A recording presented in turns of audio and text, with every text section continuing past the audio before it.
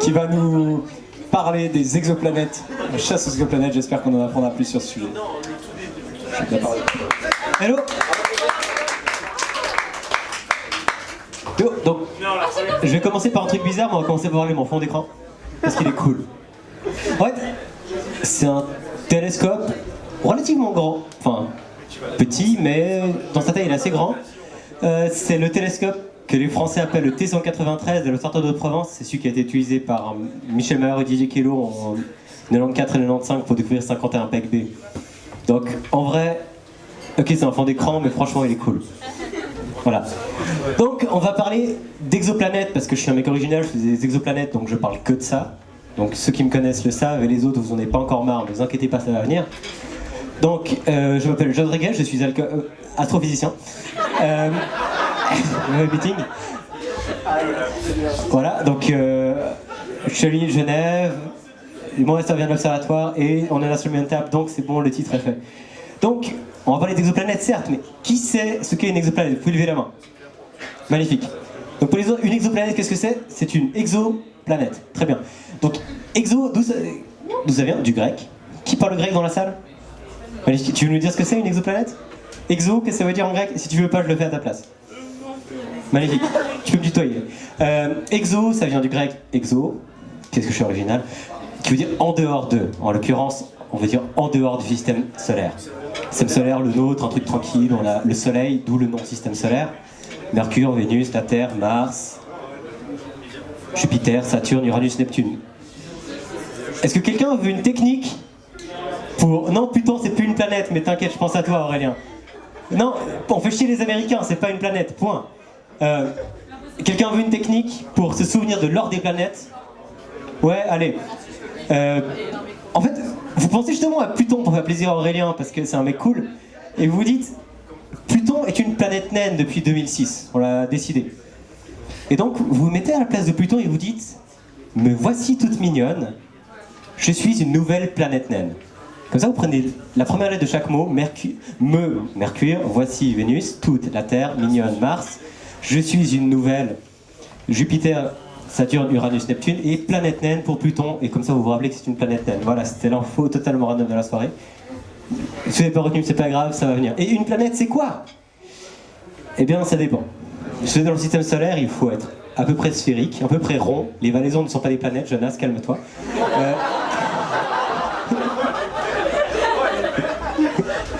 Il faut pas émettre sa propre lumière, sinon vous êtes une étoile. Et il faut avoir fait le ménage sur son orbite. Donc faut être Non, pardon. Il faut avoir nettoyé son orbite, donc Pluton n'a pas nettoyé son orbite. Pluton n'est pas une planète. Très bien. Donc, on parle d'exoplanètes, on va faire un petit historique pour le fun, on va remonter dans le temps, DeLorean, Tardis, ce que vous voulez. Je suis plutôt DeLorean comme type, donc voilà, pas de bol. Du coup, on va partir à Épicure, et puis d'autres, mais... Donc Épicure, une petite phrase qu'il a sortie, c'est déjà un des premiers à parler d'atomes à l'époque. Il fait, ouais, il n'y a pas que le nombre d'atomes qui est infini. Celui des... Enfin, ce n'est pas seulement le nombre des atomes, c'est celui des mondes qui est infini dans l'univers. C'est un des premiers écrits qui nous parle de pluralité des mondes. Et c'était...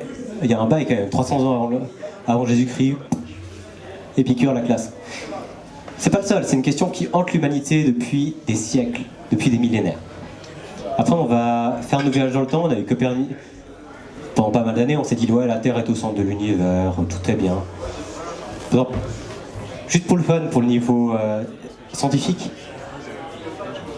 c'est bien d'avoir des mesures, c'est bien d'avoir des hypothèses, mais c'est bien de tirer des bonnes conclusions de nos hypothèses. On prend Tycho Brahe, le mec avait les instruments les plus précis de son époque. Et il s'est dit, je peux détecter une parallaxe avec ces instruments, c'est les plus précis de l'époque. Une parallaxe, vous mettez votre doigt devant vos yeux, vous fermez un œil, vous fermez l'autre, vous avez l'impression que le doigt se déplace parce qu'il y a une parallaxe. Et il s'est dit, on peut détecter ça sur les étoiles. Il a essayé de détecter, il ne l'a pas détecté, il s'est dit, ah non, du coup tout ça c'est des conneries, c'est la Terre que le centre de l'univers. Pas de bol, c'est juste que ces instruments n'étaient pas assez précis et qu'il n'a pas pu le détecter. Il avait une hypothèse, mais pas du tout la bonne conclusion. Bref, c'est juste une question de science et c'est assez cool les sciences. Si je parle trop vite, vous me dites, si je suis trop sarcastique, vous me dites, je le prends pas mal, vous inquiétez pas. Bon, on va voyager un peu dans le temps. On avait effectivement ceux qui pensaient que la Terre était au centre de l'univers. Après, il y a Copernic qui s'est ramené, un Polonais, vachement intelligent, il s'est dit le meilleur moyen de ne pas passer au bûcher, c'est de publier mes écrits une fois que je suis mort. Voilà, ça marche. Et il disait le soleil est au centre de l'univers. Et il y a un Italien, Giordano Bruno, qui lui s'est dit moi, je vais aller plus loin. Et lui s'est dit il n'y avait rien au centre de l'univers, il n'y avait pas un astre en particulier. Et il a dit justement il est donc d'innombrables soleils et un nombre infini de terres tournant autour de ces soleils, à l'instar des 7 terres que nous voyons tourner autour du soleil qui nous est proche, 1584. Bon, par contre, lui, il n'a pas fait comme Copernic, il a oublié de publier ça après sa mort. Donc il a reçu une visite de mec vachement sympa qui s'appelait l'Inquisition. Du coup, il est mort. Voilà, il a pété le feu jusqu'à la fin, le mec. Voilà. Mais super, un grand visionnaire pour son époque, un ami assez proche de Galilée, qui lui a aussi reçu l'Inquisition, mais il a juste été assigné à domicile, donc ça va, il était un peu plus chill sur la fin. Mais bref, ça c'est pour la partie philosophie. Maintenant, on va continuer à voyager dans le temps et on va parler des premières prétendues découvertes d'exoplanètes. Donc on a, en 1885, le capitaine W.S. Jacob de la Compagnie des Indes, donc l'observatoire de Madras, en fait, qui a été fermé en 1930, mais en 1855 il était encore ouvert, qui s'est dit, autour de 70 œufs Tucus, c'est un compliqué pour dire, en fait c'est juste une étoile dans une constellation qu'on voit très bien en été. Il y a une exoplanète, c'était une étoile double. Et on remarquait que l'orbite de cette étoile double était un peu perturbée par ce qu'il y avait autour et on ne comprenait pas d'où ça venait. Il s'est dit, ça veut dire qu'il y a une troisième étoile. Et en plus, en 1890, bon, quelques années après quoi, il y a un gars qui s'est dit, effectivement, ça colle, s'il y a un troisième étoile dans le système, il orbite en 36 ans autour de celui-là. Et là, tout le monde était content, il s'est dit, waouh, première découverte extrasolaire. Il s'est dit, un corps planétaire dans le système est hautement probable. Donc après, il y a Forrest Ray Moulton qui est de Chicago, qui s'est ramené, qui a décidé de faire des maths en fait, pour voir si un tel système pouvait être stable. Et une fois qu'on calculait le truc, ça se cassait la gueule. Donc c'est bien de faire la physique, c'est bien de faire des observations, et ça nous montre un truc fondamental. Observer, c'est vraiment cool. Mais si on fait qu'observer, ouais, il faut aussi comprendre ce qu'on observe. Et c'est à ça que sert la méthode scientifique. Et là, en voyant que le système n'était pas stable, il s'est dit, bah, si c'est pas stable pendant 40 ans et que ça fait plus de 50 ans qu'on a découvert le truc, bah, c'est qu'on n'a pas découvert en fait. Et donc, c'était la première découverte annoncée d'exoplanètes, c'était la première découverte d'exoplanètes totalement fausse. La vie est belle. Bref, on va faire 100 ans d'un coup. Un certain néerlandais, Peter Van de Kamp, 1963, il annonce une exoplanète autour de l'étoile de Barnard. L'étoile de Barnard, c'est une étoile vachement froide qui est la 5e étoile. Si je me trompe, vous n'hésitez pas à me le dire. Il me semble que c'est la... Non, c'est pas la 4e, c'est bien la 5e étoile la plus proche du Soleil, qui a été découverte par Barnard, un américain. Et le gars, il a remarqué, il a vu comment cette étoile s'était placée, il a remarqué des anomalies. Il s'est dit, ah, ça veut dire qu'il y a une exoplanète qui tourne autour. Bon, pas de bol pour lui, aucune des exoplanètes qu'il a détectées, entre guillemets, autour de cette étoile n'est correcte. Mais ironie du sort, l'année dernière, en 2018, il y a un papier qui est sorti, il y a effectivement une exoplanète autour de l'étoile de Barnard. Mais c'est une super Terre, donc elle fait 1,8 fois la masse de la Terre, si je ne me plante pas. Et ouais, c'est depuis 1995 qu'on connaît des exoplanètes et qu'on les détecte de manière routinière. Et ça fait en 2018 qu'on en a sorti autour de cette étoile qui est une des étoiles les plus étudiées. Rien à voir avec celle qu'il a découvert, le gars il s'est juste planté. Mais ça arrive, c'est grâce à ça que la science avance. On va encore continuer un peu. 63, je pense qu'il y a peu de monde dans la salle qui était vivant. 91 déjà un peu plus, peut-être. 91, URSS, non, personne, pas de bol. Ça, oui, quelques-uns. Line, Bale, Shimmer, ils ont découvert une planète. En tout cas, c'est ce qu'ils ont annoncé. Autour d'un pulsar qui a le nom poétique de PSR B182910. Vous inquiétez pas, les Autrichiens ont des mecs ultra originaux, ont donné des noms vraiment cool. Ça va le faire. Un pulsar, passant. Je vais vous dire plus tard ce qu'est un pulsar, mais en gros, c'est une étoile qui tourne très très très vite sur elle-même, qui émet un champ magnétique immense. Ils l'ont détecté, elle avait une période d'une demi-année, ils se sont dit la vie est belle, c'est magnifique. Et en 92, ils ont publié un papier pour faire hé les gars, on s'est planté. La Terre, elle tourne pas comme un cercle autour du Soleil, mais comme une légère ellipse. Tout le monde voit ce qu'est une ellipse? Ok, nickel. Pour ceux qui ne voient pas, vous prenez un sable, vous l'abattissez un peu, vous avez une ellipse magnifique. Et ils ont oublié de prendre en compte le fait que l'orbite de la Terre était une ellipse, et donc c'était une détection totalement foireuse. Ce qui n'a pas du tout aidé pour la prochaine planète qui était faite avec un pulsar, autour d'un pulsar. En 89, il y a Latham et al, c'est du latin, qui annonce HD 114 768b. Je vous ai dit que pour les noms, on était cool. C'est le premier objet, on est sûr qu'il est substellaire. C'est-à-dire qu'il est trop léger pour être une étoile. Il ne peut pas fusionner de l'hydrogène.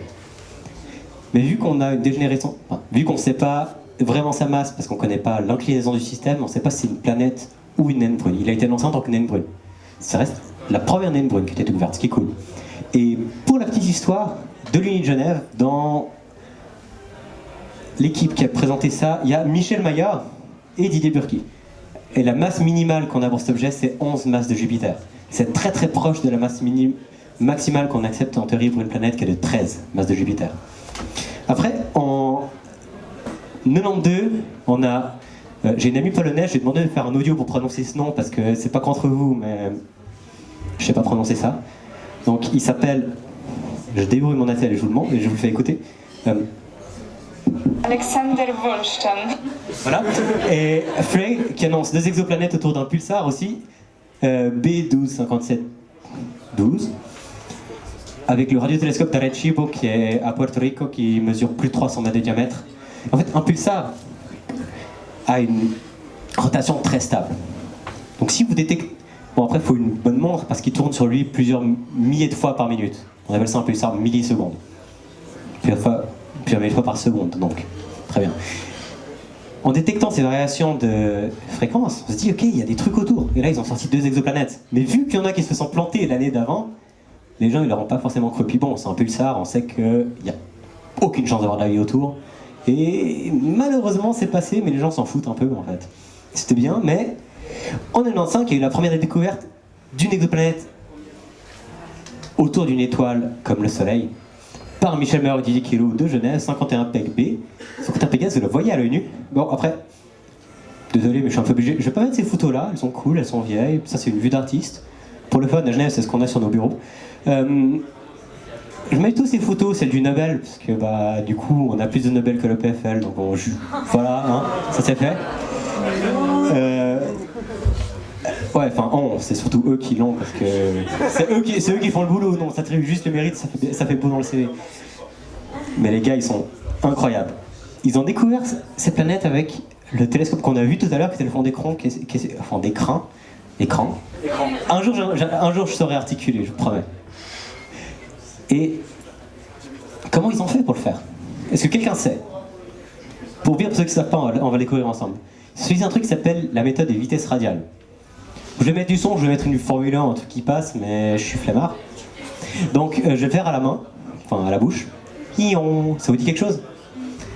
Qu'est-ce qu'on a entendu là? C'est ce qu'on a, l'effet Doppler. Qui s'est déjà pris un radar dans sa vie? Ça fait mal, hein? Comment ils vous ont détecté? Grâce à l'effet Doppler. Donc comme ça, quand vous payez votre annonce, vous dites hey, on aurait pu utiliser ça pour découvrir des exoplanètes, ça aurait été bien plus intéressant. En gros, ce qui se passe, c'est quand l'ambulance ou la Formule 1 se rapproche de vous, le son il devient plus aigu. Et lorsque je m'éloigne comme ça, bah, ça devient plus grave.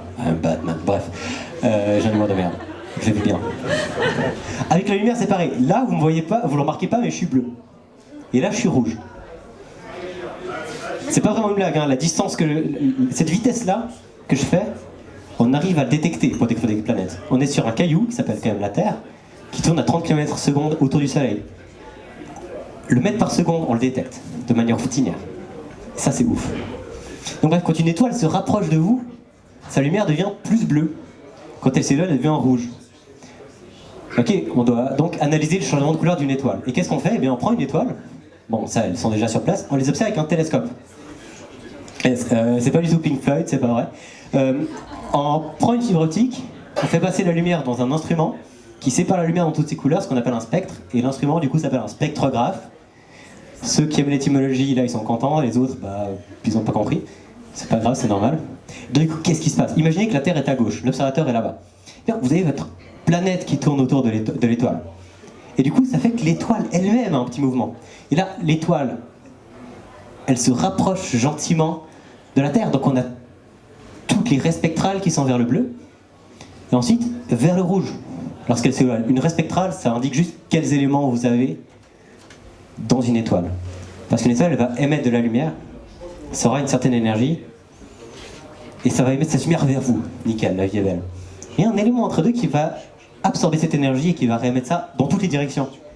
Vous allez recevoir moins de lumière que ce qui a été émis vers vous, donc vous allez voir une bande noire. Et en surveillant l'évolution de ces bandes noires, on sait exactement ce qu'il y a. Je suis en train de dépasser le temps comme un sauvage, mais ne vous inquiétez pas, on va rattraper. Et donc, qu'est-ce que ça donne?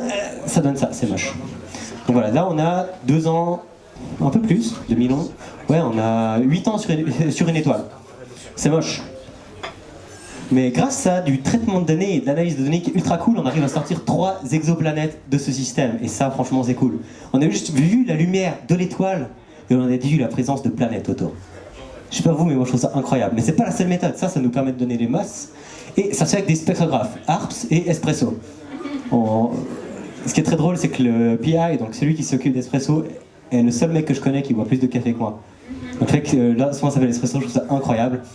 On a des précisions de malade. Avec ARPS, on a 45 cm par seconde, Espresso, 20 cm par seconde. On est sur un KE qui va à 30 km par seconde. C'est incroyable. La précision, parce qu'ils font une lampe de calibration, la précision de la lampe de calibration sur une unité d'espresso, elle varie en taille de moins d'1 picomètre. Un picomètre, qu'est-ce que c'est? Vous voyez tous un atome? Coupez-le en 1000. Voilà. L'instrument est stable à moins d'un atome. Il est dans une cloche sous vide, dans une salle stabilisée en pression de température, dans une autre salle stabilisée en pression de température, dans une autre salle stabilisée en pression de température, 10 mètres sous le sol. Voilà. On a besoin de ce niveau de précision pour ça. Bref. Une autre méthode, c'est les transits. Bon, ça c'est la science stéréo B. On a la Lune qui passe devant le Soleil, très bien. Un transit, c'est ça. Comment on détecte? Eh bien, lorsque l'objet passe devant une étoile, sa luminosité baisse. Parce que là, c'est très beau, on a l'image, mais les étoiles sont tellement lentes qu'on les voit comme des points, donc on peut que voir leur lumière. Et on va faire un quiz, parce qu'il y en a 2-3 qui s'endorment dans le fond. Bon, ils sont gentils, ils sont dans le fond, donc si on renvoie, on les entend pas.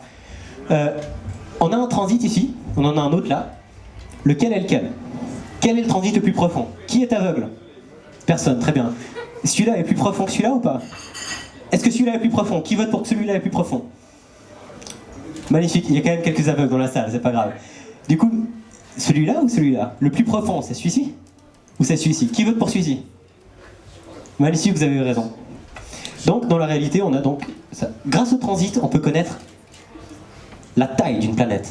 Avant, on peut connaître la masse. Vous avez la taille, la masse que vous faites, vous calculez la densité moyenne, vous faites de la vraie physique et vous calculez la composition d'une exoplanète. Vous savez, c'est en roche, en gaz ou en flotte. Et ça, c'est cool. Donc du coup, la méthode de transit, là, je vais juste placer un truc suisse parce que voilà, c'est cool.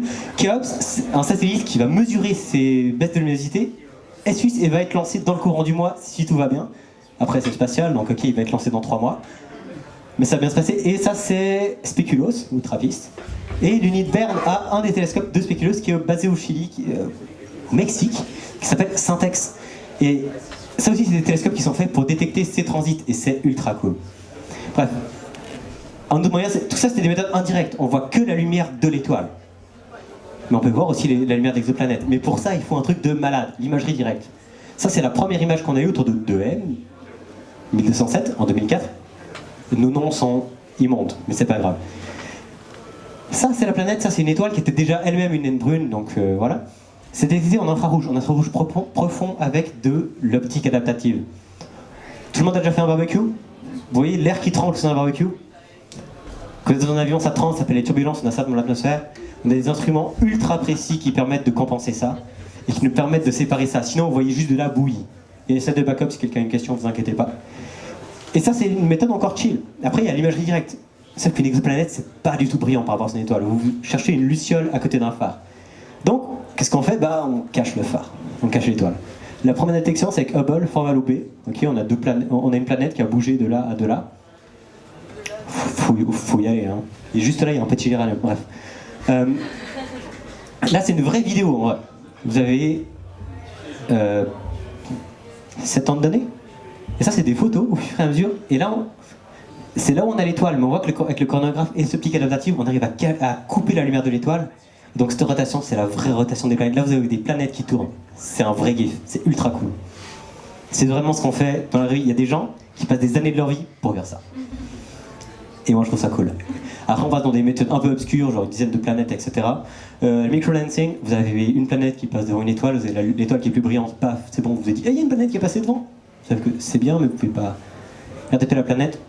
Le microlensing, c'est cool pour les exoplanètes, mais c'est un peu bancal.